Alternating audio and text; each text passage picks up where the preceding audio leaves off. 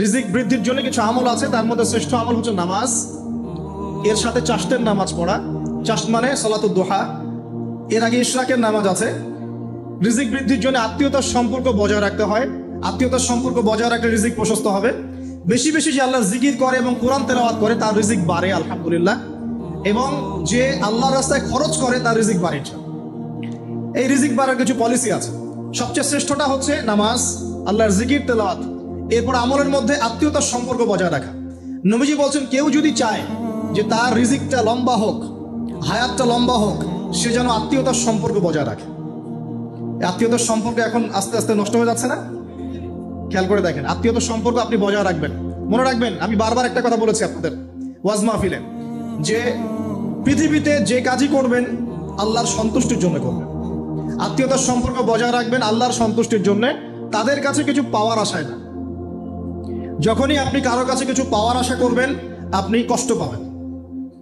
যখনই কারো কাছে কিছু পাওয়ার আশা করবেন আপনি কষ্ট পাবেন। কারো কাছে এত বেশি পাওয়ার আশা করবেন না। কার কাছে পাওয়ার আশা করবেন? আল্লাহর কাছে, যে আমি এই কাজটা করছি, আল্লাহ আমাকে পুরস্কার দিবে ইনশাআল্লাহ। আমি আত্মীয়তার সম্পর্ক বজায় রাখছি কেন? আল্লাহর কাছে রিজিকে বরকতের আশায়, আল্লাহর সন্তুষ্টির জন্য। মনে রাখবেন প্রিয় ভাইয়েরা, আমল কবুল হওয়ার শর্ত মোটামুটি তিনটা। কয়টা? 1 নম্বর, আমলগুলো হতে হবে আল্লাহর সন্তুষ্টির জন্য, 1। 2 নম্বর, আমলটা হতে হবে রাসূলুল্লাহ সাল্লাল্লাহু আলাইহি ওয়াসাল্লামের পদ্ধতিতে, অন্য কারো পদ্ধতিতে নয়। 3 নম্বর, আমলটা করার জন্য আপনার রিজিকটা হতে হবে হালাল। হারাম রিজিকের আমল আল্লাহর কাছে কবুল হয় না। আল্লাহ পাক আমাদের সবাইকে হালাল রিজিকের ব্যবস্থা করে দিন এবং রিজিকটাকে প্রশস্ত করুন, আমিন। তো রিজিক লেখা হয়ে গেছে 2। 3 নম্বর, লেখা হয়ে গেছে এ ব্যক্তি কি কি কাজ করবে দুনিয়ায়, এ ব্যক্তি দুনিয়ায় কি কি কাজ করবে সব লেখা হয়ে গেছে। এখন যদি একটা চোর বলে যে আল্লাহ পাক আমার তাকদিরে লিখেছিলেন যে আমি চুরি করব, তাই আমি চুরি করেছি। এখন যদি একজন ধর্ষক বলে আল্লাহ আমার তাকদিরে লিখেছিল যে আমি ধর্ষণ করব, তাই ধর্ষণ করেছি। এখন যদি যারা এই জনগণের কিছু সম্পদ আত্মসাৎ করে খেয়ে ফেলছে তারা যদি বলে আল্লাহ তাকদিরে লিখছিলেন জন্যই দুর্নীতি করেছি, তাহলে কথাটা কি হবে? গ্রহণযোগ্য হবে? এখন যদি দলিল দেয় তাকদিরে তো লেখা ছিল। এই আকীদাটার নাম হচ্ছে জাবারিয়া আকীদা। কি আকীদা? জাবারিয়া। এমন একজন ব্যক্তি উমর রাদিয়াল্লাহু আনহুর দরবারে এসেছিল, চোর চুরি করেছে, ধরা পড়েছে। উমর রাদিয়াল্লাহু আনহু বলেছেন হাত কেটে ফেলো। তখন সে বলছে যে আমার হাত তো কাটা যাবে না, কেন? আল্লাহ পাক তাকদিরে লিখেছেন আমি চুরি করব, তাই চুরি করেছি। তো উমর রাদিয়াল্লাহু আনহুর সামনে এই কথাটা বলেছে। আর উমর রাদিয়াল্লাহু আনহু কি বিচক্ষণ মানুষ ছিলেন না বোকাশোকা ছিলেন? বলেন, তার মতো শাসক পাওয়া যাবে? তার মতো আরো একজন শাসক আসবে ইনশাআল্লাহ পৃথিবীতে। তার নাম কি? নবী ঈসা আলাইহিস সালাম ইনশাআল্লাহ তাআলা। এবং তার আগে আরো একজন ইমাম আসবেন। তার নাম কি? তার নাম হচ্ছে মুহাম্মদ। কি নাম? তার নাম মুহাম্মদ, তার উপাধি হচ্ছে মাহদি। কখন আসবেন? যখন পৃথিবীতে যুদ্ধ বিগ্রহ ছড়িয়ে পড়বে, ব্যাপক আকারে মালহামা চলবে, তখন আসবেন। কাদের পক্ষে আসবেন? মুসলিমদের পক্ষে। কি উদ্দেশ্যে আসবেন? সারা বিশ্বে জুলুম তুলে ফেলার জন্য। এবং আরেকটা কি উদ্দেশ্য? ওই জেরুজালেম উদ্ধার করার জন্য। কোন জেরুজালেম? যেটা এখন ইহুদিরা দখল করে আছে। চারপাশে আরবরা, মাঝখানে ও কেমন করে দখল করে আছে?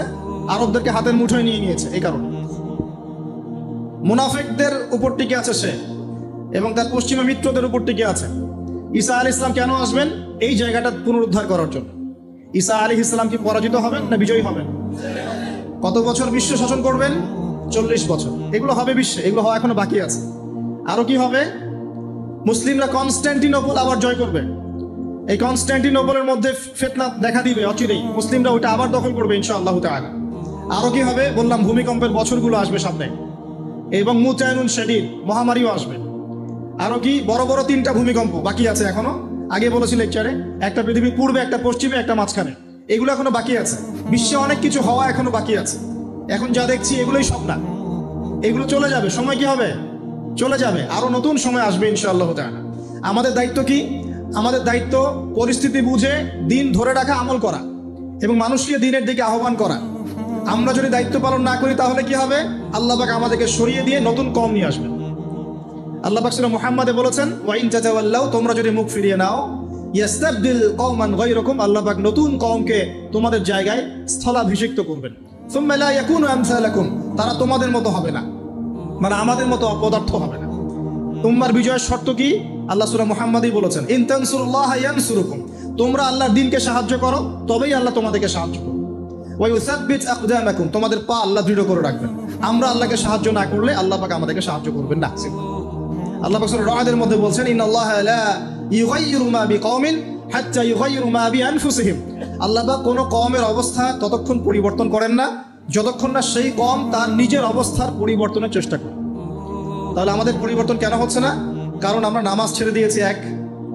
90% মুসলিমের দেশে কত পার্সেন্ট নামাজ পড়ে চিন্তা করে দেখবেন। আমরা কোরআন ছেড়ে দিয়েছি। 90% মুসলিমের দেশে কত পার্সেন্ট বিশুদ্ধ করে কোরআন তেলাওয়াত করতে পারে? একটু খোঁজ নিয়ে দেখবেন। কোরআন সুমারি করে দেখেন, নামাজ সুমারি করে দেখেন, তাহলে বুঝতে পারবেন। আর যারা কোরআন পড়তে জানে তাদের মধ্যে কত পার্সেন্ট কোরআনের অর্থটা বোঝে? এটা আরো বড় বিষয়। তারপরে আবার কারা মেনে চলে, এটা আরো বড় বিষয়। আর আমরা কতজন মানুষ দিন ইসলামকে সামগ্রিক দিন হিসেবে মানি, এটাও একটা বড় বিষয়। আমরা মানি ঠিকই, আংশিক আংশিক। যেমন ইবাদত বন্দেগীর জীবনে মুসলমান, অর্থনৈতিক জীবনে গিয়ে আবার সুদখোর, এমন না বিষয়টা? এমন হয় না বিষয়টা? ইবাদত বন্দেগীর জীবনে আমি পাক্কা মুসলিম, কপালে সেজদার দাগ আছে মাশাআল্লাহ, দাড়ি টুপিও আছে মাশাআল্লাহ, কিন্তু ব্যবসায় গিয়ে মাপে কম দিচ্ছি না, ব্যবসায় গিয়ে আমি আরাম ভেজাল দিচ্ছি কিনা, এরকম হচ্ছে কিনা? হচ্ছে। কিন্তু সে কিন্তু মুসলিম এবং নামাজও পড়ে। তা আমাদের সমস্যা ভাই এখানে। এখন এই সমস্যাটা সলভ করলে ইনশাল্লাহ সব সমস্যা সলভ হয়ে যাবে। সমস্যাটা কি? আমরা ইসলামটাকে আংশিকভাবে মানি, পরিপূর্ণ জীবনে ইসলাম বাস্তবায়ন করতে পারছি না। আমি আপনি হয়তো কেউই পারছি না। ফখর করলে বলার নাই যে আমি খুব পারছি, আসলে আমিও পারছি না। কারণ এই যুগে এটা পারাটা খুব ডিফিকাল্ট। এই যুগে পারাটা কি খুবই কঠিন, কিন্তু এটাই তো এই যুগের চ্যালেঞ্জ। নবীজি বলেছেন, তোমাদের সামনে এমন যুগ আসছে যে যুগে ঈমান ধরে রাখাটা হাতের মধ্যে আগুন ধরে রাখার মতো হবে। তবে সুসংবাদ ওই যুগে তাদের জন্য যারা আমার সুন্নতকে আবার জীবিত করতে পারবে। যে আমার মৃত সুন্নতকে জীবিত করবে, আল্লাহ পাক তাকে 50 জন শহীদ সাহাবীর সমান নাকি আল্লাহ পাক ভালোবাসেন কিনা? তাহলে এই পুরো মহাবিশ্ব সৃষ্টি করে আল্লাহ পাক কি মহাবিশ্বের মধ্যে ভালোবাসা ছড়িয়ে দেন নাই? আল্লাহ রাব্বুল আলামিন 6 দিনে মহাবিশ্ব সৃষ্টি করে মহাবিশ্বের সব জায়গায় যার যার কাজ তাকে বুঝিয়ে দিলেন। কোন গ্রহ কি কাজ করবে, কোন সৌরজগৎ কেমন করে চলবে, দুনিয়া কিভাবে ঘুরবে, সূর্য কিভাবে উঠবে, চাঁদ কিভাবে আসবে, কোন মাখলুক কি কাজ করবে, ফেরেশতাদের কাজ কি হবে, ইত্যাদি ইত্যাদি। আল্লাহ পাক সমস্ত কাজ বুঝিয়ে দিলেন। সূরা আলিফ লাম মিম সিজদা, হামিম সিজদার মধ্যে আছে প্রত্যেকটা। আল্লাহ পাক পুরো মহাবিশ্বের দায়িত্ব বন্টন করে দিলেন। এবার আল্লাহ রাব্বুল আলামিন কি করলেন শোনেন। আল্লাহ রাব্বুল আলামিন বলছেন, এই পুরো মাখলুক কায়নাত সৃষ্টি করার পর আল্লাহ পাক তার রহমতকে 100 ভাগে ভাগ করলেন। কত ভাগে? আল্লাহ পাকের দয়া, রহমত, ভালোবাসাকে 100 ভাগে ভাগ করলেন। ভাগ করে এক ভাগ, মাত্র এক ভাগ আল্লাহ পাক পুরো মহাবিশ্বে ছড়িয়ে দিলেন, বলেন সুবহানাল্লাহ। বাকি 99 ভাগ রহমত আল্লাহ পাক তার কাছে রাখলেন। এই এক ভাগ ভালোবাসার কারণেই এই যে সন্তান কান্না করলে মায়ের বুক ফেটে যায়, সন্তান অসুস্থ হলে বাবার বুক ফেটে যায়, যেই বাবা সহজে চোখের পানি কাউকে দেখায় না, সেই বাবা জায়নামাজে দাঁড়িয়ে চোখের পানি ছাড়তে থাকে। এই এক ভাগ রহমতের কারণে আমরা দেখি যে রাস্তার কুকুর পর্যন্ত তার বাচ্চাকে চাটে, আদর করে, মহব্বত করে। এই এক ভাগ রহমতের কারণে আমরা আমাদের স্ত্রীদেরকে মহব্বত করি, স্ত্রীকে সুখে রাখার জন্য জীবনটা পর্যন্ত বিলিয়ে দেয়। সকাল থেকে রাত পর্যন্ত কোনো কোনো ক্ষেত্রে হারাম পথে যেটাও দ্বিধা করি না, স্ত্রী সন্তান সুখে থাক এই আশায়, তাই না ভাই? এই এক ভাগ রহমতের কারণে গাভী দেখবেন, গাভী তার বাচ্চাকে প্রসবের পর চাটে, গাটা চেটে পরিষ্কার করে দেয়। এই এক ভাগ রহমতে পুরো কায়নাত টিকে আছে। আর নবী সাল্লাল্লাহু আলাইহি ওয়াসাল্লাম বলছেন, বাকি 99% রহমত আল্লাহ পাক তার কাছে রেখেছেন। এই রহমত এবং ভালোবাসা দিয়ে আল্লাহ পাক কিয়ামতের মাঠে মানুষকে মাফ করবে ইনশাআল্লাহ। তার মানে বলেন আল্লাহু আকবার। তার মানে আমরা আশা করতে পারি ইনশাআল্লাহু তাআলা আমরা আল্লাহর জান্নাত পাবো ইনশাআল্লাহ। পাবো কিনা? শুধু একটা কাজ যদি উম্মত করতে পারে জান্নাত পাবে। বলে দিব কোনটা? অনেক কাজই আছে, কিন্তু স্পেশাল একটা কাজ, একটা। আল্লাহ রাব্বুল আলামিন মেরাজের রাতে তার নবীকে উঠিয়ে নিয়েছিলেন, উঠিয়ে নিয়ে কাছে নিয়ে আসছেন, একদম কাছে, আর যে আরশের কাছাকাছি। নবী সাল্লাল্লাহু আলাইহি ওয়াসাল্লাম বলছেন, ওই সময় তার উপর 3টা স্পেশাল ওহী করা হয়েছে। কয়টা? 3টা। একটা হচ্ছে 50 ওয়াক্ত নামাজ। কত ওয়াক্ত? এটা কমতে কমতে কমতে কত ওয়াক্ত হয়েছে? 5। 5কেও কমানোর জন্য কোন নবী বলছিলেন? মুসা আলাইহিস সালাম বলছেন 5ও পারবে না, কমাই নিয়ে আসেন। 5ও যে পারবে না, মুসা আলাইহিস সালাম কেমন করে জানলেন? তার উম্মত 2 ওয়াক্ত নামাজ পড়ে। কয় ওয়াক্ত নামাজ ফরজ ছিল? ওই 2 ওয়াক্ত তার আদায় করতে পারে নাই। এই অভিজ্ঞতা থেকে তিনি বলেছেন যে আপনার উম্মত 5 ওয়াক্ত পারবে না। সত্যি না মিথ্যা কথাটা? আসলেই কি উম্মত 5 ওয়াক্ত নামাজ পড়তে পারছে? আচ্ছা, যাই হোক, আল্লাহ পাক আমাদেরকে পড়ার তৌফিক দান করুন। দ্বিতীয় ওহী হচ্ছে সূরা বাকারার শেষের 3টা আয়াত। কয় আয়াত? সূরা বাকারার শেষের 3 আয়াত ওহী করেছেন কে? আল্লাহ রাব্বুল আলামিন। কোন ব্যক্তি যদি রাতের বেলা সূরা বাকারার শেষের 3টা আয়াত পড়ে সারা রাত ইবাদত করার নাকি পাবে ইনশাআল্লাহ। আর 3 নাম্বারটা হচ্ছে স্পেশাল, সেটা হচ্ছে আল্লাহ পাক বলেছেন, হে মুহাম্মদ সাল্লাল্লাহু আলাইহি ওয়াসাল্লাম, বলেন সাল্লাল্লাহু আলাইহি ওয়াসাল্লাম, তোমার উম্মতের কোনো ব্যক্তি যদি আসমান জমিনের সমান গোনা নিয়ে আমার সামনে দাঁড়ায়, আসমান জমিন সমান গোনা নিয়ে আমার সামনে দাঁড়ায়, কিন্তু আমার সাথে শিরকের পাপ নাই, আমার সাথে কোনো শিরকের পাপ করে নাই, ইনশাআল্লাহ আমি আল্লাহ তার সামনে আসমান জমিন সমান ক্ষমা নিয়ে হাজির হব ইনশাআল্লাহ। তার মানে আমরা যদি ইনশাআল্লাহ তাআলা শিরকের পাপ থেকে দূরে থাকতে পারি, ইনশাআল্লাহ আশা করা যায় আমরা আল্লাহর সন্তুষ্টি পাবো ইনশাআল্লাহ। এরপর আল্লাহ রাব্বুল আলামিন কি করলেন? আল্লাহ রাব্বুল আলামিন পুরো মহাবিশ্ব সৃষ্টি করে সব দায়িত্ব ভাগ করে দিলেন। ভাগ করে দেওয়ার পরে আল্লাহ পাক জান্নাত জাহান্নাম সৃষ্টি করেছেন কিনা? আচ্ছা, জান্নাত এবং জাহান্নাম কার কার জন্য সৃষ্টি করেছেন বলেন? জিন আর মানুষ। আচ্ছা, এখন জান্নাতের চেয়ে কি শান্তির কোনো জায়গা আছে? আচ্ছা, এই জান্নাত কার জন্য সৃষ্টি করেছেন? জিন আর মানুষ। আচ্ছা, তাহলে আল্লাহ পাক মানব জাতিকে ভালোবাসেন কিনা? ভালোবাসেন কিনা? আপনি যখন কাউকে ভালোবাসবেন তাকে সবচেয়ে সুন্দর গিফট দিতে চাইবেন কিনা? তার জন্য সবচেয়ে ভালোটা কিনতে চাইবেন কিনা? আল্লাহ পাক জান্নাত তৈরি করেছেন কাদের জন্য? আমাদের জন্য। তার মানে আল্লাহ পাক আমাদেরকে ভালোবাসেন কিনা? অবশ্যই বাসেন। আল্লাহ রাব্বুল আলামিন জাহান্নামও তো সৃষ্টি করেছেন। এখন যদি বলি যে তাহলে আল্লাহ পাক কি আমাদেরকে ভালোবাসেন না, জাহান্নামে কিভাবে দিবেন? উত্তরটা কি হবে তাহলে? উত্তর হচ্ছে এই যে যদি আল্লাহ না করুক কোনো ব্যক্তি জাহান্নামে যায়, তাহলে বুঝতে হবে সেই ব্যক্তি জাহান্নামে যাওয়ার যোগ্য ছিল বলেই জাহান্নামে গিয়েছে। কথা কি বুঝতে পারছেন? আর যদি কোনো ব্যক্তি জান্নাতে যায়, তাহলে বুঝতে হবে সেই ব্যক্তির উপর আল্লাহ পাক দয়া করেছেন বলেই সে জান্নাতে গিয়েছে। মানুষ তার আমল দিয়ে জান্নাতে যেতে পারবে না, মানুষ তার আমল দিয়ে জান্নাতে যেতে পারবে না, আল্লাহর দয়া অনুগ্রহ দিয়ে জান্নাতে যাবে ইনশাআল্লাহ। আল্লাহ পাক আমাদের সবাইকে সেই দয়া অর্জন করার তৌফিক দান করুন। সামনে রহমত পাওয়ার একটা সুবর্ণ সুযোগ আসছে, সেটা হলো রমজান মাস। কি মাস? রমজান মাস। আমরা দোয়া করি আল্লাহ পাক আমাদের সবাইকে সুস্থতার সাথে রমজানের সবগুলো রোজা রাখার তৌফিক দান করুন। নবীজি বলেছেন, এই মাসে যে ইবাদত করে তার গুনাহ মাফ করতে পারলো না, তার জন্য ধ্বংস। আমরা তো রমজান আসার আগে দুনিয়াবি প্ল্যান করছি, রমজানে কিভাবে ব্যবসায় উন্নতি করব, রমজানে কিভাবে বেশি লাভ করব। হ্যাঁ, তো রমজান মাস হচ্ছে ইবাদতের মৌসুম। আল্লাহ পাক আমাদের সবাইকে রমজান মাসে 5 ওয়াক্ত নামাজ পড়ার তৌফিক দান করুন, কোরআন তেলাওয়াত করার তৌফিক দান করুন, কোরআন বুঝে পড়ার তৌফিক দান করুন, তারাবির নামাজ জামাতে পড়ার তৌফিক দান করুন, এবং বেশি বেশি মানুষকে ইফতার করানোর তৌফিক দান করুন।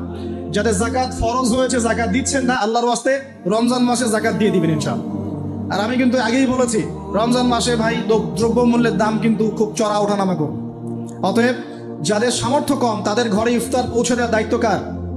যা আমাদের। যাদের সামর্থ্য আছে তারা, যারা সামর্থ্যবান নয় তাদের ঘরে ঘরে মাসের বাজার পৌঁছে দেবেন ইনশাআল্লাহ। আল্লাহ পাক তৌফিক এনায়েত করুন বলি আমি। এবার দেখেন, আল্লাহ পাক সৃষ্টি করলেন আদম আলাইহিস সালামকে। কাকে? এর আগে আল্লাহ পাক জিন জাতি সৃষ্টি করেছেন, আমি ওইদিকে যাচ্ছি না, আমি মানুষের কথা বলছি। আদম আলাইহিস সালামকে আল্লাহ পাক কেমন করে সৃষ্টি করেছেন? আল্লাহ পাক সূরা সাদের মধ্যে বলেছেন যে খলাকতু বিয়াদাই, আমি আদমকে আমার হাত দিয়ে সৃষ্টি করেছি। কি দিয়ে? হাত দিয়ে। এটা কি ভালোবাসার বহিঃপ্রকাশ নয়? আল্লাহ পাক কি আমাদেরকে ভালোবাসেন না? ভালোবাসেন। আচ্ছা, এই দুনিয়াতে যত কিছু আছে, এই দুনিয়ার আকাশ বাতাস নদী নালা পানি অক্সিজেন সবকিছু কার জন্য সৃষ্টি করা হয়েছে? গরু ছাগলদের জন্য, মানুষের জন্য। মূল দায়িত্ব কার? মূল অধিকার কার? মানুষের নয় কি? তাহলে এই পুরো বিষয়গুলো কি আল্লাহ পাকের ভালোবাসার বহিঃপ্রকাশ নয়? হ্যাঁ। আচ্ছা, এবার আসেন, আল্লাহ পাক আদম আলাইহিস সালামকে সৃষ্টি করে সমস্ত নাম শিক্ষা দিয়েছেন। এই যে নাম শিখানো মানে জ্ঞান শিখানো, এই জ্ঞান শিখানোটা কি আল্লাহর দয়া ভালোবাসা নিদর্শন নয়? একটু ধরাই দিচ্ছি আপনাদেরকে। এবার সামনে আসেন, আল্লাহ পাক ফেরেশতাদের সামনে তাকে উপস্থাপন করলেন, করে বললেন সব ফেরেশতা তোমরা যারা আছো সেজদা করো আদমকে। এই যে আমাদের পিতাকে সম্মানিত করা হচ্ছে, এটা কি ভালোবাসার বহিঃপ্রকাশ নয়? এবার আমাদের পিতাকে সম্মানিত করা হলো, ইবলিস সেজদা করলো না, সে কিয়াস করলো, বাতিল কিয়াস, যুক্তি দিল আমি তার চেয়ে শ্রেষ্ঠ ইত্যাদি। আল্লাহ পাক ইবলিসকে অভিশপ্ত করলেন, আমাদের পিতা তাকে জান্নাতে রাখলেন। এই যে জান্নাতে রাখলেন, এটা কি আল্লাহ পাকের ভালোবাসা নয়? এবার আল্লাহ পাক আদম আলাইহিস সালামের পাঁজর থেকে সৃষ্টি করলেন তার স্ত্রী হাওয়া আলাইহিস সালামকে। ওই যে শুরুতে বলেছি, স্রষ্টা একা থাকতে পারলেও সৃষ্টি কি পারবে? এই জন্য আদম আলাইহিস সালামের পাঁজর থেকে তার স্ত্রীকে সৃষ্টি করা হয়েছে। উভয়ের মাঝখানে ভালোবাসা দিয়ে দেওয়া হয়েছে। বলুন সুবহানাল্লাহ। এই জেনা ভালোবাসা নিদর্শন নয়, বিয়ে শাদী হচ্ছে ভালোবাসার নিদর্শন। আল্লাহ পাক বলেছেন সূরা রুমের মধ্যে, ওয়াজআলা বাইনাহুমা মাওয়াজ্জাতা ওয়া রাহমা, আমি আল্লাহ স্বামী স্ত্রীর মধ্যে ভালোবাসা এবং হৃদ্যতা সৃষ্টি করে দিয়েছি। বলেন সুবহানাল্লাহ। তার মানে এই হারাম সম্পর্ক যেটা দেখছেন এটা হলো একটা জেনার পথ। আর যখন আমরা হালাল ভাবে বিয়ে শাদী করবেন, আপনারা করবেন, তখন দেখবেন আল্লাহ পাকের পক্ষ থেকে ভালোবাসা সৃষ্টি হয়ে যাবে ইনশাআল্লাহ। অতএব ওয়াদা করতে পারি তো আল্লাহর কাছে যে নিজের চরিত্রকে পবিত্র রাখবো ইনশাআল্লাহ, হারাম কোনো সম্পর্কে যাবো না ইনশাআল্লাহ, কোনো সহি প্রেমেও যাবো না ইনশাআল্লাহ। এটা সহি প্রেম আবার কি জিনিস? দিনী ভাই দিনী বোনের মধ্যে এখন প্রেম চলে, এগুলো হয় না মাঝে মাঝে, এগুলোও বন্ধ, এগুলো বন্ধ করতে হবে। হালাল উপার্জনের সোর্স হয়ে গেলেই দিনদার মেয়ে দেখে বিয়ে করে ফেলবেন ইনশাআল্লাহ। অন্য কোনো পথে যাবেন না, কোনো হারাম পথে যাবেন না, ওয়াদা করেন ইনশাআল্লাহ। রাজি আছেন তো ইনশাআল্লাহ? আল্লাহ কবুল করেন, আমিন। আর বিয়ের সময় অবশ্যই দিনদারিতা দেখবেন, অন্য কিছু না, অন্য কিছু পরে, দিনদারিতা আগে। দিনদারিতা আছে, নামাজ পড়ে, পর্দা করে, মাশাআল্লাহ সব দিক ঠিক আছে, তারপরে দেখবেন আপনি, তার আগে নয়। কথা ঠিক আছে? একইভাবে মেয়েদের ক্ষেত্রেও, যে আগে দেখবেন না ছেলে কত বড় চাকরি করে, ছেলে কত বড় বাড়ি আছে, গাড়ি আছে, পরে আগে দেখবেন ছেলে নামাজি কিনা, সুন্নত আছে কিনা, ইসলামের জন্য তার সফট কর্নার আছে কিনা, ইসলাম প্র্যাকটিস করে কিনা, এগুলো আগে দেখবেন। এগুলো না দেখলে কি হবে জানেন? বিয়ের 1 বছর 2 বছর পরেই বুঝতে পারবেন দুনিয়াটা জাহান্নাম হয়ে গেছে। নাউজুবিল্লাহ। দুনিয়াতেই তখন জাহান্নামের আযাবের স্বাদ ভোগ করতে হবে। নাউজুবিল্লাহ। আল্লাহ পাক আমাদেরকে হেফাজত করুন, আমিন। তো এই যে আল্লাহ পাক আদম আলাইহিস সালামের পাঁজর থেকে সৃষ্টি করলেন কাকে, এবং ভালোবাসা দিয়ে দিলেন উভয়ের মাঝখানে, এটা কি আল্লাহ পাকের দয়া নয়? আল্লাহ পাক ভালোবাসেন না? এবার দেখেন, গাছের কাছে যেতে নিষেধ করলেন, আমি কিন্তু শর্ট করে বলছি, গাছের কাছে যেতে নিষেধ করলেন, তোমরা জান্নাতে থাকো, খাও, যা ইচ্ছা করো, কিন্তু ওয়ালা তাকরাবা হাযিহি শাজারা, এই গাছের কাছেও যাবে না। একটা পরীক্ষা, জাস্ট একটা পরীক্ষা। এখানে কিন্তু বলা হচ্ছে গাছের কাছেও যাবে না, বলা হচ্ছে না যে গাছের ফল খাবে না। ঠিক যেমন আল্লাহ বলেছেন তোমরা জেনার কাছেও যাবে না, আল্লাহ পাক কিন্তু বলেন নাই জেনা করবে না, আল্লাহ পাক বলেছেন তোমরা জেনার কাছেও যাবে না। তো এখান থেকে আমরা এই হুকুমটার কঠোরতা বুঝতে পারি। তো প্রিয় ভাইরা, এখানে আমাদের পিতামাতা শয়তানের প্রলোভনে পড়ে গেলেন। কেন পড়লেন? শয়তান ওয়াসওয়াসা দিল যে আমি কি তোমাদেরকে এমন গাছের কথা বলে দিব যে গাছের কাছে গেলে বা যার ফল খেলে তোমরা চিরস্থায়ী জীবন পাবে এবং তোমরা ফেরেশতা হয়ে যাবে, এরকম কথা বল, এবং তোমরা কোনোদিন মরবে না। হাল আদুল্লুকা আলা শাজারাতিল খুলদি ওয়া মুলকিন লা ইয়াবলা, এই দুটো ওয়াসওয়াসা, চিরস্থায়িত্বের ওয়াসওয়াসা এবং অমরত্বের ওয়াসওয়াসা দিয়ে আমাদের পিতামাতাকে নিয়ে গেল। এখন আমাদের পিতামাতা কি ফল খেয়েছিলেন কি খান নাই? আচ্ছা, এখন আল্লাহ পাকের দৃষ্টিতে অন্যায় হয়েছে কিনা? এরপরে আমাদের পিতামাতা কি করলেন? বললেন রব্বানা যালামনা আনফুসানা ওয়া ইল্লাম তাগফির লানা ওয়া তারহামনা লানাকুনান্না মিনাল খাসিরিন। এই যে দোয়াটা তারা করলেন, এই দোয়াটা করার পরে আল্লাহ পাক কি তাদেরকে মাফ করে দিয়েছেন কি দেন নাই? বলেন, কথা বলেন। আল্লাহ পাক মাফ করে দিয়েছেন কি দেন নাই? এই যে অন্যায় করার পরেও আল্লাহ যে ক্ষমা করে দেন, মানে গুনাহ করার পরেও যে আদম সন্তানকে আল্লাহ পাক মাফ করে দেন, এটা কি আল্লাহ পাকের রহমত, দয়া কি নয়? আচ্ছা, এটা আল্লাহ পাকের নিদর্শন ছিল ভালোবাসার। এরপর আল্লাহ পাক দুনিয়াতে পাঠিয়ে দিলেন, কারণ এটা পরীক্ষা, দুনিয়াটা পরীক্ষার জায়গা, পরীক্ষা দিচ্ছি আমরা এখানে। এখন পরীক্ষার ক্ষেত্রে কি আল্লাহ পাক আমাদেরকে একা ছেড়ে দিয়েছেন? আল্লাহ পাক কি আমাদেরকে একা ছেড়ে দিয়েছেন? না, আল্লাহ পাক দুনিয়াতে পাঠিয়ে আমাদেরকে গাইডলাইন দিয়েছেন কিনা, কিভাবে চলতে হবে, কি করা যাবে কি করা যাবে না, কিভাবে চলবো কিভাবে চলবো না। আল্লাহ পাক কি ওহী নাজিল করেছেন কিনা? এই ওহী নাজিল করাটা কি আল্লাহ পাকের রহমত কিনা, আল্লাহ পাকের দয়া কিনা, ভালোবাসা কিনা? আল্লাহ পাককে একা ছেড়ে দিয়েছেন না নবী রসুল পাঠিয়েছেন? এই যে নবী রসুলদেরকে পাঠিয়েছেন, এই নবী রসুলগণ কি আল্লাহর পক্ষ থেকে রহমত কিনা? বলেন। না হলে আমরা কি করতাম? দুনিয়াতে কেমন করে চলতাম, কিভাবে পথ খুঁজে পাইতাম, কেমন করে ইবাদত করতাম, আমরা কি জানতে পারতাম? আল্লাহ পাক রহম করে, ভালোবেসে, দয়া করে নবী রসুল পাঠিয়েছেন, আসমানি কিতাব পাঠিয়েছেন। বলেন সুবহানাল্লাহ। এখন এই নবীদের সিলসিলায় আল্লাহ পাক যে সর্বশেষ নবী মুহাম্মদ সাল্লাল্লাহু আলাইহি ওয়াসাল্লামকে পাঠিয়েছেন, এইটা দয়া কিনা? এটা আল্লাহ পাকের দয়া নয়? আল্লাহ পাকের রহমত নয়? আল্লাহ পাক কি বলেন নাই যে তিনি হচ্ছেন রাহমাতুল লিল আলামিন, তিনি পুরো বিশ্ব জগতের রহমত নয় কি? আচ্ছা, এখন আমাদেরকে যে আল্লাহ পাক নবী মুহাম্মদ সাল্লাল্লাহু আলাইহি ওয়াসাল্লামের উম্মত বানালেন, এটা কি আরো বড় রহমত কিনা? বলেন তো। জান্নাতে যাবে 120 কাতার মানুষ। কত কাতার? 120 কাতার মানুষ ইন টোটাল জান্নাতে যাবে। তার মধ্যে উম্মতে মুহাম্মাদের কত কাতার জানেন? 80 কাতার। কত কাতার? বলেন সুবহানাল্লাহ। তাহলে এটা কি আল্লাহ পাকের দয়া নয়? আল্লাহ আমাদেরকে ভালোবাসেন না? আচ্ছা, আল্লাহ পাক যে আমাদের কাছে তাওরাত, জাবুর, ইনজিল না পাঠিয়ে আল কোরআনের মতো কিতাব পাঠিয়েছেন, যে কিতাবে সমস্ত সমাধান আছে, এটা আল্লাহ পাকের রহমত, দয়া নয়? ভালোবাসা নয়? আচ্ছা, এখন আল্লাহ পাক দুনিয়াতে চলার জন্য আমাদেরকে জীবন দিয়েছেন, হায়াত দিয়েছেন, সুস্থতা দিয়েছেন, পরিবার দিয়েছেন, আমাদের ব্যবসা বাণিজ্য দিয়েছেন, আমাদের স্ত্রী সন্তান দিয়েছেন, আমাদেরকে চলাফেরা করার ক্ষমতা দিয়েছেন। একটা চোখ নষ্ট হয়ে গেলে বুঝতে পারে মানুষ যে কত কষ্ট হচ্ছে, একটা পা না থাকলে বুঝতে পারে কত কষ্ট হচ্ছে। এই করোনার সময় যারা শ্বাস নিতে পারে নাই তাদের কত কষ্ট হয়েছে। সুস্থ আছি, সুন্দর আছি, পরিবার আছে, আল্লাহ রিজিক দিচ্ছেন, 3 বেলা খাওয়াচ্ছেন, কাপড় দিচ্ছেন, শিক্ষার ব্যবস্থা করছেন, ইবাদত করার সুযোগ দিচ্ছেন, গুনাহ করলেও আবার মাফ করে দিচ্ছেন। এই সব কিছুকে আল্লাহ পাকের ভালোবাসা নয়? এই ভালোবাসাগুলো কি নিঃস্বার্থ ভালোবাসা না স্বার্থ ভিত্তিক ভালোবাসা?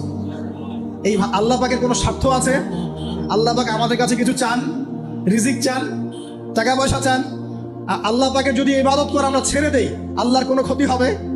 আমরা ইবাদত করে ভাসিয়ে ফেললাম, আল্লাহর কোনো লাভ আছে? আল্লাহ পাকের শক্তি কি আরো বেড়ে যাবে না কমবে? নাকি যেমন আছে তেমনই থাকবে? আল্লাহ রাব্বুল আলামিনের শান শওকত কি আরো বেড়ে যাবে, নাকি আল্লাহ পাকের শান শওকত কমে যাবে? আল্লাহ রাব্বুল আলামিন যেমন, আল্লাহ পাক তেমনই থাকবেন, তাই নয় কি? আল্লাহ পাকের যে বিশাল খাজানা আছে, আমরা যদি ইবাদত করে ভাসিয়ে ফেলি, খাজানা কি বেড়ে যাবে? আমরা যদি সবাই ইবাদত করা ছেড়ে দেই, খাজানা কমে যাবে? আল্লাহ পাকের কোনো স্বার্থ আছে আমাদের ভালোবাসার? কোনো স্বার্থ নাই। তাহলে আল্লাহ পাক এই পুরো বিশ্ব জগৎ সৃষ্টি করেছেন নিঃস্বার্থভাবে, তার স্বার্থ ছাড়া। এত অসংখ্য নেয়ামতে আমাদেরকে ভর্তি করে রেখেছেন আমাদের স্বার্থে, তার কোনো স্বার্থ নাই। কোনো স্বার্থ আছে?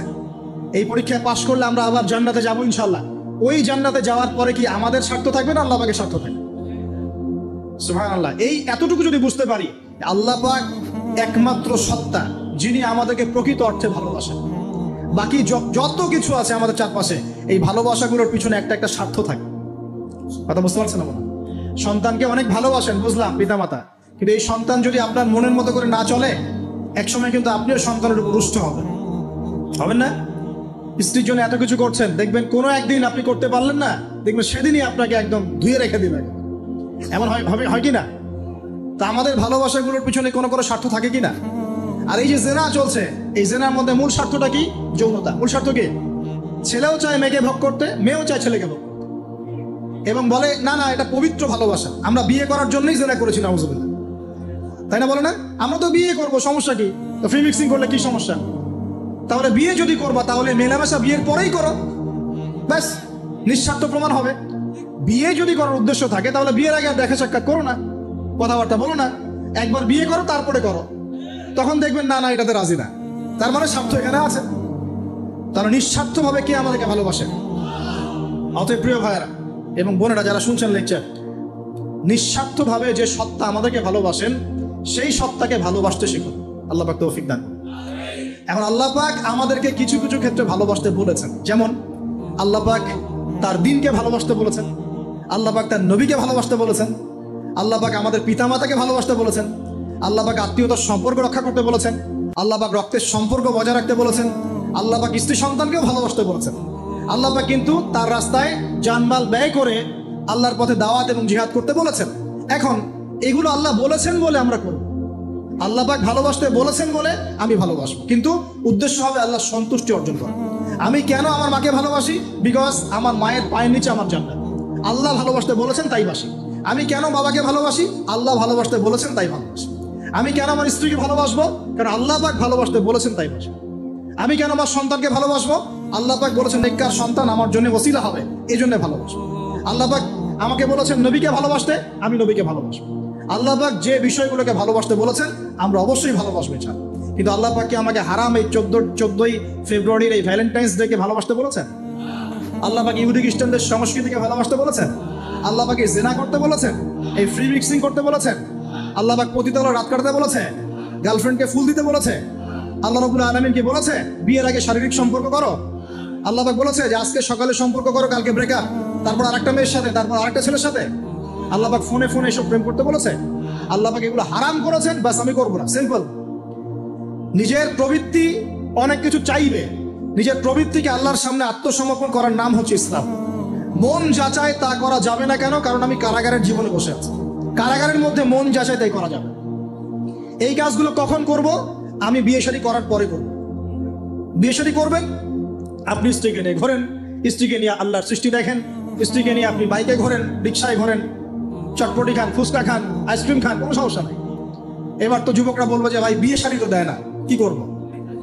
আমি পরামর্শ দিচ্ছি, বড় ভাই হিসেবে প্রথমে হালাল রিজিকের সোর্স করতে হবে। রিজিকের সোর্স না করে বিয়ে করা যাবে না, আত্মসম্মান থাকবে না। তাহলে পুরুষ মানুষের আত্মসম্মান কখন চলে যায়? যখন হাত পাততে হয় তখন। যখন আপনি রিজিকের সোর্স তৈরি করেছেন, আপনি স্বাবলম্বী, আপনি মাশাআল্লাহ মাসে 10, 20, 30 হাজার টাকা আর্ন করেন বা 1 লাখ 2 লাখ টাকা আর্ন করেন, আলহামদুলিল্লাহ, কারো কাছে হাত পাততে হয় না, সবাই দেখবেন আপনাকে সম্মান দিবে। যখন আপনার অন্যের কাছে হাত পাততে হবে তখন দেখবেন স্ত্রীও সম্মান করছে না। তো এই জন্য ডিগনিটি আগে, ডিগনিটি ফার্স্ট। আপনার ডিগনিটি অর্জন করতে হলে একটা হালাল উপার্জনের সোর্স লাগবে, এক। তারপরে পিতামাতাকে বোঝানোর চেষ্টা করবেন। যদি কাউকে পছন্দ করেও থাকেন না দেখেই বা শুনে যে হ্যাঁ ওখানে একজন দিনদার মেয়ে ইত্যাদি, তাহলে পারিবারিকভাবে বিয়ের প্রস্তাব পাঠাবেন। নিজে পণ্ডিতি করতে যাবেন না, পারিবারিকভাবে পাঠাবেন। যদি রাজি হয় আলহামদুলিল্লাহ, রাজি না হলে কি নিজে নিয়ে পালায় যাবেন? এই কাজ করতে যায় না। ইস্তেখারা করবেন। কি করবেন? ইস্তেখারা। 2 রাকাত নফল নামাজ পড়ে আল্লাহর কাছে দোয়া করবেন। হিসনুল মুসলিম বইটা কিনবেন, ওখানে দেখবেন ইস্তেখারার দোয়া আছে। ইস্তেখারা মানে হচ্ছে আল্লাহর সাথে পরামর্শ করা।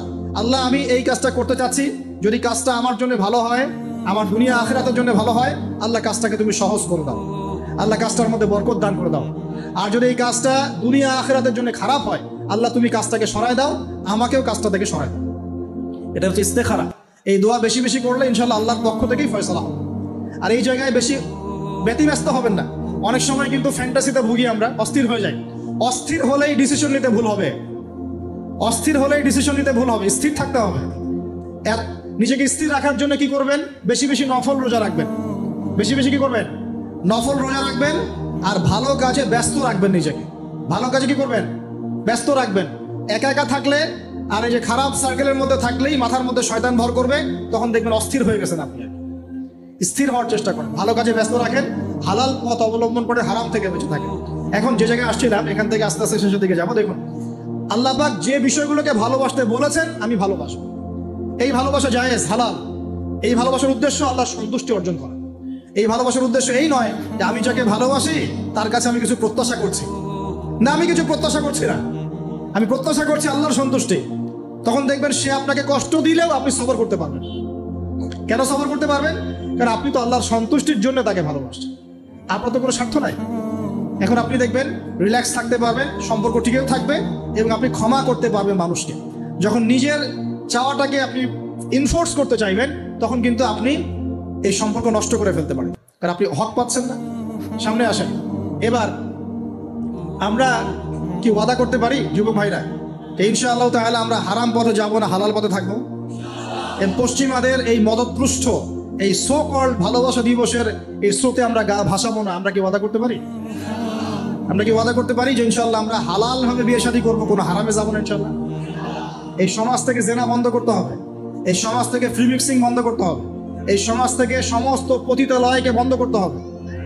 বন্ধ করে আমরা সামাজিক উদ্যোগ নিয়ে প্রয়োজনে আমাদের পলিটিক্যাল পাওয়ারকে কাজে লাগিয়ে সমস্ত পতিতালয়গুলো বন্ধ করে ওই মেয়েদের রিজিকের জন্য আমরা বিকল্প ব্যবস্থা করবো ইনশাআল্লাহ। আমরা টাকা পয়সা একত্রিত করে তাদের জন্য কর্মসংস্থান করতে পারি না? এইগুলো কাজ করে নারীর অধিকার প্রতিষ্ঠা করা যায় না? নাকি রাস্তাঘাটে গেলে স্লোগান দিয়ে প্রতিষ্ঠা করা যাবে? সমস্ত যে নোংরা জায়গাগুলো আছে এগুলো বন্ধ করে ওই মেয়েরা কিন্তু কারো মা, ওরা দেখবেন কারো বোন, কারো স্ত্রী বা কারো সহধর্মিনী কিছু একটা হবেন। তারাও কিন্তু মানুষ, তারাও মানুষ, হয়তো অন্ধকার জগতে হারিয়ে গেছে, দালালের খপ্পরে পড়েছে বা পেটের দায় পরে কাজ করছে। যদি আমরা তাদের জন্য বিকল্প ব্যবস্থা করে দিতে পারি, আল্লাহ পাক আমাদেরকে তৌফিক দান করুন, তাদের জন্য কর্মসংস্থানের ব্যবস্থা করতে পারি, একটা মেয়েও এই হারাম পরে যাবে না ইনশাআল্লাহ। আমরা কি এভাবে নারীর অধিকার প্রতিষ্ঠা করতে পারি না? আমরা কি এতিম মেয়েদের দায়িত্ব নিয়ে করতে পারি না? আমরা কি সমাজের বিধবা মেয়েদেরকে বিয়ে করতে পারি না? তালাকপ্রাপ্ত মেয়েদের দায়িত্ব নিতে পারি না? মেয়েদের অধিকার নিয়ে অনেক কথা বলা হয়, কিন্তু এই কথাগুলো থাকে খালি বুলি, বাস্তবতা নাই। বাস্তবে কয়জন ছেলে এতিম একটা মেয়েকে বিয়ে করে দেখিয়েছে? কয়জন ছেলে একটা বিধবা মেয়েকে বিয়ে করার সাহস করেছে? কয়জন ছেলে একটা তালাকপ্রাপ্ত একটা মেয়েকে বিয়ে করে দেখিয়েছে হ্যাঁ আমি তার দায়িত্ব নিলাম? কয়জন করেছে এগুলো? শুধু এসব বুলি আওড়ালে হবে না, আমাদেরকে কাজ করে দেখাতে হবে। আল্লাহ পাক তৌফিক দান করুন। আবার কিছু কিছু মানুষ এখন আবার ফ্যান্টাসিতে ভুগছে আর কি, যে একাই 4-5 জনের দায়িত্ব নিয়ে ফেলবে। হ্যাঁ শোনেন, কিছু কিছু বিষয় কোরআন হাদিসে আছে ঠিকই, কিন্তু যারা এই পথে পা বাড়ায় নাই তাদের অভিজ্ঞতা অত বেশি নয় যারা পা বাড়িয়েছে। অতএব ফ্যান্টাসি বাদ দেন। আমি পরামর্শ দিই দিনদার মুত্তাকি একজন মনের মতো ভালোবাসার স্ত্রী যদি পেয়ে যান, তাকে নিয়ে দুনিয়ার জীবনটা কাটিয়ে দেন। ডানেও দেখতে যায় না, বামেও দেখতে যায় না। কারণ সবাই সবকিছু করতে পারবে না, সবাই সবকিছু করতে পারবে না। সবাইকে আল্লাহ পাক একই রকম ফিজিক্যাল, মেন্টাল, ইকোনমিক্যাল সামর্থ্য দেন নাই, তাই সবাইকে সব করতে হবে না। আর এগুলো ক্ষেত্র বিশেষে, সবার জন্য আমভাবে নয়। আল্লাহ পাক আমাদেরকে বোঝার তৌফিক দান করুন। এবার দেখুন, শেষ করার আগে আমি এদিকে কয়েকটা পয়েন্টস বলে শেষ করছি। এখন আমরা বুঝতে পারলাম যে আল্লাহ পাক পুরো সৃষ্টি জগৎকে ভালোবাসেন। আল্লাহ পাক আমাকে ভালোবাসেন, আপনাকে ভালোবাসেন। ভালোবাসেন বলেই আজকে আপনি এখানে বসে আছেন। আল্লাহ পাক আপনাকে ভালোবাসেন বলেই লক্ষ লক্ষ কোটি কোটি মানুষ এখন জিনা করছে। আজকের দিনে আপনি ওয়াজ মাহফিলে বসে আছেন। আল্লাহ পাক আপনাকে ভালোবাসেন বলেই আপনি আল্লাহকে সিজদা দেওয়ার তৌফিক পেয়েছেন। আপনি লা ইলাহা ইল্লাল্লাহ কালিমা শিখেছেন। আপনি এই যে কোরআন পড়তে শিখেছেন, কোরআন পড়ছেন, হাদিস পড়ছেন, নবীর দ্বীনের প্রতি মহব্বত আছে। আল্লাহ আপনাকে ভালোবাসেন বলেই হচ্ছে। কখন বুঝবেন আল্লাহ আপনাকে ভালোবাসেন? যখন আল্লাহ পাকের অনুমোদিত কাজগুলো আপনার ভালো লাগবে। নামাজ পড়তে ভালো লাগছে, রোজা রাখতে ভালো লাগছে, কোরআন তেলাওয়াত করতে ভালো লাগছে, আল্লাহর জিকির করতে ভালো লাগছে, আলেম ওলামার সাথে থাকতে ভালো লাগছে। ঠিক আছে, আল্লাহর হালাল কাজগুলো যখন ভালো লাগবে বেশি বেশি, বুঝবেন আল্লাহ আপনাকে নির্ঘাত মহব্বত করেন। আর যখন আল্লাহ পাকে নিষেধগুলো, হারাম, মদ আমার ভালো লাগে না, জেনা ভালো লাগে না, আমার খারাপ জিনিস দেখতে ভালো লাগে না, খারাপ শুনতে ভালো লাগে না, বুঝবেন আল্লাহ আপনাকে ভালোবাসেন। আর যখন দেখবেন খারাপের পিছনে আপনার ঝোঁক বেশি, দুর্নীতি করতে ভালো লাগে, সুদ খাইতে ভালো লাগে, ঘুষ খাইতে ভালো লাগে, কাউকে ঠকাইলে মনে হয় আমি স্মার্ট হয়ে গেলাম, হ্যাঁ, মানুষের টাকা আত্মসাৎ করতে ভালো লাগে, নামাজ না পড়ে ঘুম দিতে ভালো লাগে, ঠিক আছে, রমজান মাসে বিড়ি টানতে ভালো লাগে, ঠিক আছে, মেয়ের সাথে যে টাঙ্কি মারতে ভালো লাগে, তখন বুঝবেন যে আল্লাহ আপনাকে এখনো ভালোবাসেন, বা আপনি আল্লাহর ভালোবাসা পাওয়ার যোগ্যতা হারিয়ে ফেলেছেন। আল্লাহ পাক আমাদেরকে বোঝার তৌফিক দান। এখন আসি, আল্লাহ পাক এবং তার রাসূল আমাদেরকে এমন কি কি কাজ বলেছেন যেই কাজগুলো করলে আমরা সরাসরি আল্লাহর ভালোবাসা পাবো। জানার দরকার আছে কি নাই? আমি অল্প কয়েকটা কাজ বলে শেষ করছি। এক নাম্বার, আল্লাহ এবং তার রাসূল আমাদেরকে জানিয়েছেন আমরা যদি তাওহীদের উপর থাকতে পারি, একত্ববাদ, লা ইলাহা ইল্লাল্লাহ, আল্লাহর ভালোবাসা পাবো ইনশাআল্লাহ। যে ব্যক্তি শিরকের পাপে লিপ্ত আছে সে আল্লাহর ভালোবাসা পাবে না, যতক্ষণ না সে তওবা করে ফিরে আসছে। অতএব আল্লাহর ভালোবাসা পাওয়ার জন্য এক নাম্বার কাজ কি ভাই? আল্লাহর তাওহীদের কালিমা লা ইলাহা ইল্লাল্লাহ এর উপর থাকা, শিরক বাদ দেওয়া। শিরক সম্পর্কে জানার জন্য একটা বই পড়েন, কিতাবুত তাওহীদ। কি নাম বললাম? কিতাবুত তাওহীদ। একটাই পড়েন, দেখবেন ইনশাআল্লাহ শিরক কাকে বলে, কত প্রকার, কি কোন কোন কাজ করলে শিরক হয়, সব জানতে পারবেন ইনশাআল্লাহ। এই বইটা একটু কঠিন, এই বইটার ব্যাখ্যা বের হয়েছে। ব্যাখ্যা যুক্ত বই কিনবেন এবং যেগুলো বুঝবেন না ওলামায়ে কেরামকে জিজ্ঞাসা করবেন, কারণ সবগুলো কিন্তু বুঝতে পারবেন। এক নাম্বার। দুই, নবী সাল্লাল্লাহু আলাইহি ওয়াসাল্লামের অনুসরণ করলে আল্লাহ আমাদেরকে ভালোবাসবেন। দলিল, আল্লাহ পাক সূরা আলী ইমরানের মধ্যে বলছেন 31 নম্বর আয়াতে আল্লাহ বলছেন, কুল, হে নবী আপনি বলে দিন, ইন কুনতুম তুহিব্বুনাল্লাহ, তোমরা যদি, হে আদম সন্তান, হে উম্মতে মুহাম্মাদি, তোমরা যদি আল্লাহর ভালোবাসা পেতে চাও, ফাত্তাবিউনি, তোমরা আমাকে অনুসরণ করো। কাকে? আমাকে বলতে কাকে? রাসূলুল্লাহ সাল্লাল্লাহু আলাইহি ওয়াসাল্লামকে। তাহলে কি হবে? ইউহিব্বুকুমুল্লাহ, আল্লাহ পাকও তোমাদেরকে ভালোবাসবেন। বলে সুবহানাল্লাহ, আল্লাহ আমাকে ভালোবাসবেন ইনশাআল্লাহ। আর কি? ইয়াগফির লাকুম যুনুবাকুম, আল্লাহ পাক তোমাদের সমস্ত গুনাহ মাফ করে দিবেন। আল্লাহু গফুরুর রহিম, আল্লাহ পাক পরম করুণাময়, অসীম দয়ালু। তার মানে আল্লাহকে পাওয়ার, আল্লাহর ভালোবাসা পাওয়ার দুই নাম্বার কি মাধ্যম? নবী সাল্লাল্লাহু আলাইহি ওয়াসাল্লামের সুন্নাত অনুযায়ী জীবন গড়া। ভাই শুরু করব কোত্থেকে? শুরু করবেন চেহারা থেকে। কোত্থেকে? চেহারায় দাড়ি ছেড়ে দিব ইনশাআল্লাহ, রাজি আছি তো? গোফ ছোট করে ফেলবো ইনশাআল্লাহ, রাজি আছি তো ইনশাআল্লাহ? চেহারায় সেজদার দাগ থাকবে ইনশাআল্লাহ, তার মানে নামাজি হতে হবে, ঠিক আছে? পোশাক পরিচ্ছদ হবে রাসূলুল্লাহ সাল্লাল্লাহু আলাইহি ওয়াসাল্লামের মতো, ঢিলে ঢালা মুত্তাকিদের পোশাক। চুল হবে কার মতো? মেসি নেইমারের মতো, নাকি রাসূলুল্লাহ সাল্লাল্লাহু আলাইহি ওয়াসাল্লামের মতো? এখনকার ছেলে পেলে মাঝখানে চুল রাখে, ডান দিক বাম দিক ছিলে ফেলে। ওনার সময় এই আমলগুলো করতেন, তাই আমি করব। আমার নবী এইভাবে ওযু করতেন, এইভাবে করব। আমার নবী এইভাবে ইস্তেঞ্জা করতেন, পেশাব পায়খানা করতেন, ওইভাবে করব। এই যে এখনকার ইংলিশ টয়লেট, এই ইংলিশ টয়লেটে বসে নবীর মতো ইস্তেঞ্জা করা যায় না, যাবে? ওলামায়ে কেরামকে জিজ্ঞাসা করেন, নবী সাল্লাল্লাহু আলাইহি ওয়াসাল্লাম বাম পায়ে ভর দিয়ে ইস্তেঞ্জা করতেন। কোন পায়ে? এখন বসেন ইংলিশের উপরে, বাম পায়ে কেমনে বসবেন? সম্ভব? ওই যে আমি বলি, এটা মজা করে বলি, কষ্ট থেকেও বলি, একদম বৈশ্বিক পলিটিক্যাল সিস্টেম থেকে শুরু করে বাথরুমের টয়লেট পর্যন্ত সবকিছুই চলছে পশ্চিমা আদর্শে। সবকিছু, এভরিথিং, একদম বাথরুমের কমোড পর্যন্ত। এখন তো কমোডও উঠাই দিয়েছে, এখন সামনে একটা বালতি রেখে দেয় গামলার মতো, এখানেই পেশাব করতে হবে। দেখেন নাই মনে হয় আপনারা, দেখবেন অচিরে এগুলো আসতেছে সামনে, দাঁড়ায় বসার কোনো সুযোগ নাই। আর সবগুলো মাপ সমান, আর কারো হাইট যদি 6 ফুট, কারো 5 ফুট হয়, তখন কি হবে? অ্যাডজাস্ট করতে হবে ধরে ধরে, তখন নাকি? যুবকরা বুঝতে পারছে, তখন কাউকে লম্বা হতে হবে, কাউকে খাটো হতে হবে, মাপ তো সমান। আর সবার মাপ যদি সমান না হয়, এখন কি হবে? হ্যাঁ, আল্লাহ পাক বোঝার তৌফিক দান। এগুলো শয়তানি না বলেন? শয়তানি না বলেন? বসে ইস্তেঞ্জা করতে হয় না? বসে ইস্তেঞ্জা না, পেশাবে ছিটা ফোটার কারণে কবরে আযাব হয় না? আপনারা হাদিসে জানেন না? নবীজি একটা কবরের পাশ দিয়ে যাচ্ছেন, তিনি থেমে গেলেন, থেমে গিয়ে বলছেন এই কবর দুটোতে আযাব হচ্ছে। কি হচ্ছে? কবরের আযাব। তিনি জানলেন কেমন করে? আল্লাহ পাক তাকে জানিয়েছেন, আল্লাহ পাক তাকে খবর দিয়েছেন এই কবর দুটো কি হচ্ছে? আযাব। নবীজি বলছেন এই কবর দুটোতে বড় কোনো পাপের কারণে আযাব হচ্ছে। সাহাবীরা বলছেন তাহলে কি কারণে হচ্ছে ইয়া রাসূলুল্লাহ? তিনি বলছেন একজন পেশাব পায়খানা করে, পেশাব করে, স্পেশালি পেশাব করে এই ছিটা ফোটা থেকে সে সতর্ক থাকতো না। পেশাব করে, ওই যে বলেন আমাদের ছেলেরা, প্যান্ট খারাপ ভাই, নামাজে যেতে পারবো না, নামাজে ডাকলে বলে ভাই প্যান্ট নষ্ট। তোমরা ভালো করে হাদিসে শোনো, এই ব্যক্তি বড় কোনো পাপ করে নাই, সে পেশাব করার পরে পবিত্র হতো না, মানে এর ছিটা ফোটা থেকে সাবধান থাকতো না, এই কারণে কবরে আযাব দেওয়া হচ্ছে, বলেন নাউযুবিল্লাহ। অন্য হাদিসে নবীজি বলছেন বেশিরভাগ কবরের শাস্তি পেশাবের ছিটা ফোটার কারণে হয়। আস্তাগফিরুল্লাহ, বলেন নাউযুবিল্লাহ। এই টয়লেটগুলোর মধ্যে পেশাবের ছিটা ফোটা লাগে না? নাপাকি লাগে না? এগুলো শয়তানি না বলেন? আরেকটা হচ্ছে আরেকটা কবর, সেই কবরে তিনি বলছেন এই কবরে আযাব দেওয়া হচ্ছে এই ব্যক্তি চগলখুরি করতো। কি করতো? চগলখুরি, মানে একজনের কথা আরেকজনকে লাগাইতো, আরেকজনের কথা আরেকজনকে লাগাইতো। এই কাজ করে না এখন সমাজের মানুষ?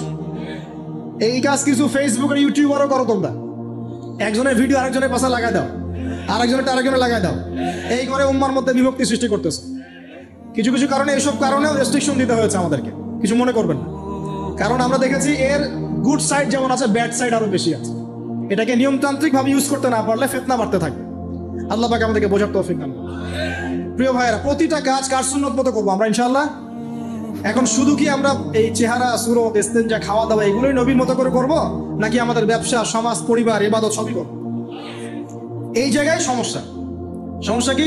আমরা মাশাআল্লাহ দাড়ি টুপি রাখতে রাজি আছি, কিন্তু ব্যবসায়িক জীবনে হারাম ছাড়তে রাজি নাই, অর্থনৈতিক জীবনে সুদ ছাড়তে রাজি নাই, ঘুষ দুর্নীতি ছাড়তে রাজি নাই। আল্লাহ আমাদেরকে ছাড়ার তৌফিক দান করুন।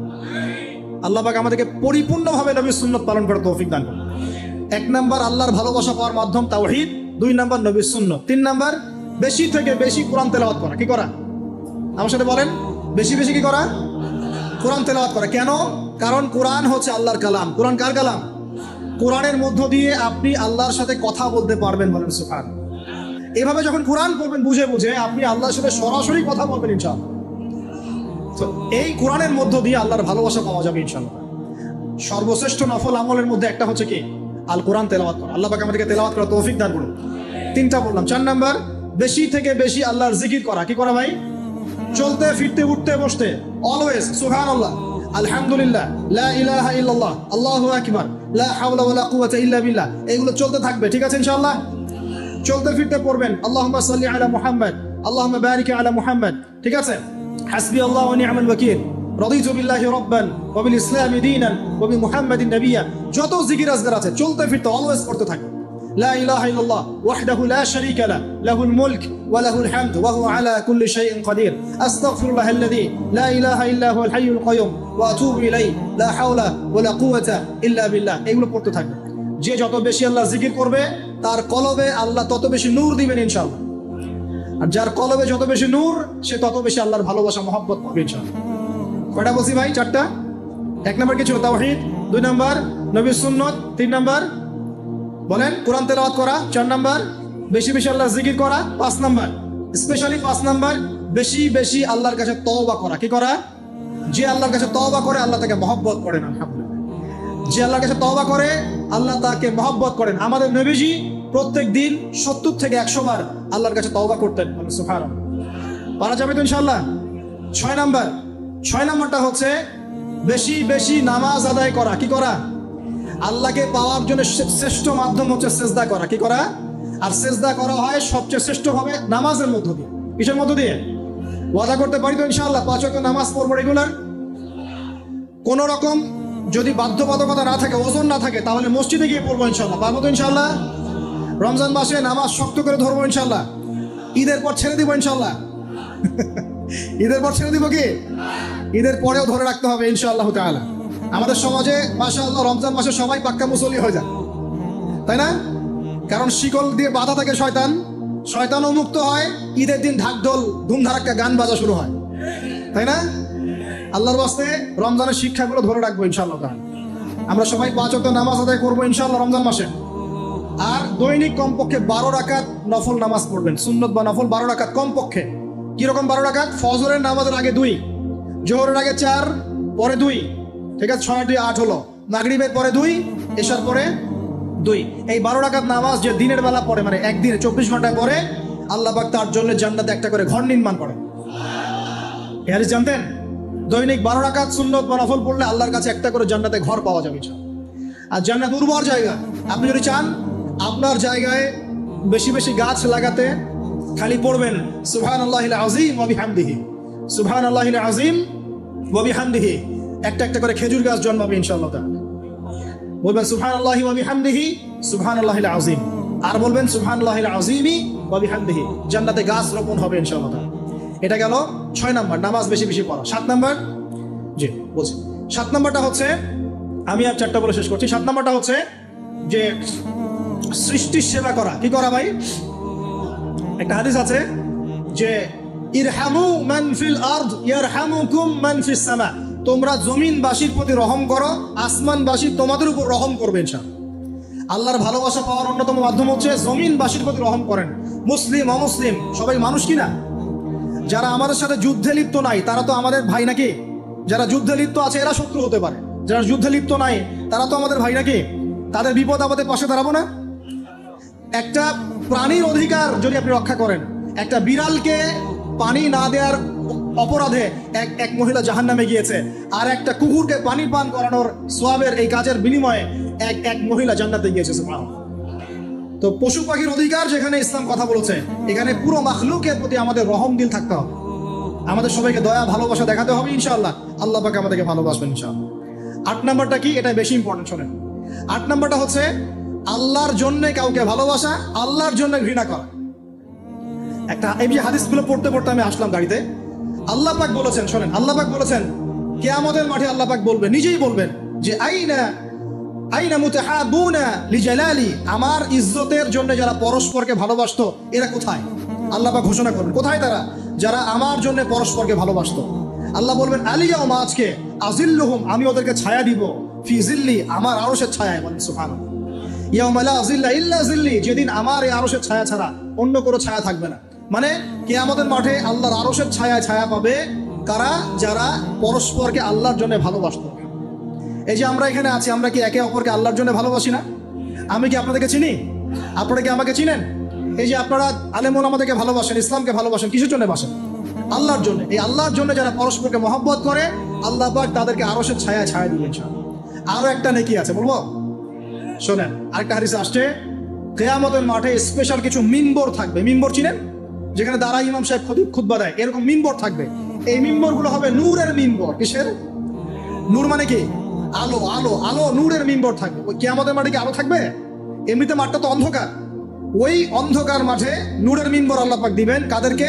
যারা পরস্পরকে এই আল্লাহর জন্য মহব্বত করত। আর নবীগণ, শহীদগণ তাদের দিকে তাকায় থাকবে। তাকায় নবীগণ, শহীদগণ পর্যন্ত এই মানুষগুলোকে দেখে ঈর্ষা করবে, কাশ আমরাও যদি এমন হতে পারতাম। চিন্তা করেন, আল্লাহর জন্য পরস্পর মহব্বতকারীদেরকে আল্লাহ পাক এমন সম্মান দিবেন যেটা দেখে নবীগণ পর্যন্ত ঈর্ষা করতে থাকে। তাহলে আমরা কি আল্লাহর জন্য পরস্পরকে মহব্বত করতে পারি কিনা?